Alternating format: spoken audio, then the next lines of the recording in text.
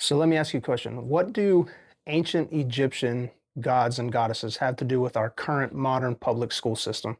I'll get there and answer that question in just a minute, but let me back up to a conversation that I was having with a group of middle schoolers a couple days ago.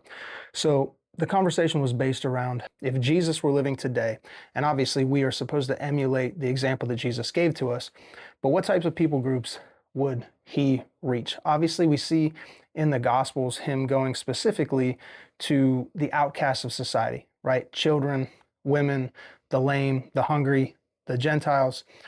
And so I was trying to get them to understand and process the modern day application for their lives. Who would be those types of people that we should reach out to, love, pray for, share the truth with, right?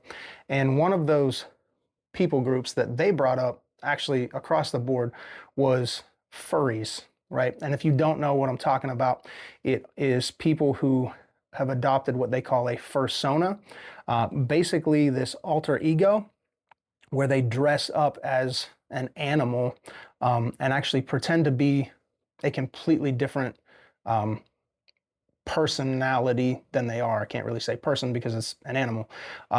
There's a reason why a lot of the nations in antiquity, as they worship these false gods, the images that were created for these false gods were half animal, half human, right? Just specifically in Egypt, when you look at Anubis, right? He's half man, half dog or wolf. Bastet is part cat, part woman.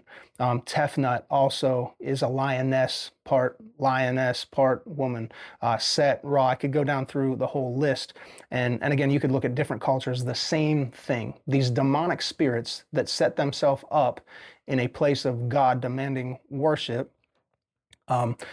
they had these half human, half animal characteristics.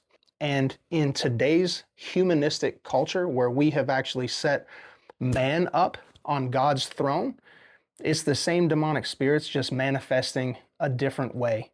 And what we really need to do is speak truth to these individuals that they were made in the image of God, that they were knit together with a plan and a purpose that God has for them. In public education, these fursonas are encouraged. Man, get your kids out of the system that encourages those types of things and look for a Christian education that has conversations like I was having with my students, right? That tells them the truth and then tells them how they can share that truth with a lost and hurting and broken generation.